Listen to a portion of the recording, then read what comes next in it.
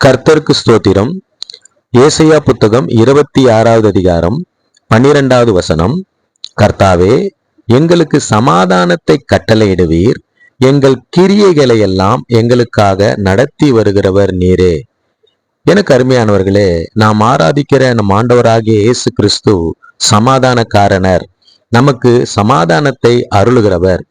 எப்பொழுது அவர் தன்னுடைய சமாதானத்தை நமக்கு கொடுப்பார் என்று கவனித்தோமானால், எப்பொழுது நம்முடைய கிரியைகள் எல்லாவற்றையும் அவரிடத்திலே நாம் அர்ப்பணித்து, ஆண்டவரே என்னை நடத்துகிறவர் நீராய் இருக்க வேண்டும் என்று சொல்லி ஒப்பு கொடுக்கிறோமோ, அப்பொழுது நம்முடைய இல்லத்தில நாம் கையிட்டு செய்கிற சகல கிரியைகளிலும் தேவ சமாதானம் காணப்படும். எனவே இந்த வார்த்தையின் அடிப்படையிலே ஜெபிப்போம். தகப்பனே, நீர் எங்களுக்கு சமாதானத்தை கட்டளையிடும்படியாக, எங்களுடைய கிரியைகள் எல்லாவற்றையும் நீர் நடத்தும்படியாக உம்முடைய திருக்கரத்துல எங்களை ஒப்பு கொடுக்கிறோம்.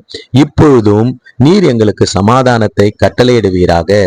இந்த ஜெபத்தை வார்த்தையை கேட்கிற அனைவரும் தங்களுடைய சகல கிரியைகளையும் நீர் நடத்தும்படியாக உம்மிடத்திலே ஒப்பு கொடுத்து உம்முடைய சமாதானத்தை பெற்றுக்கொள்வார்களாக.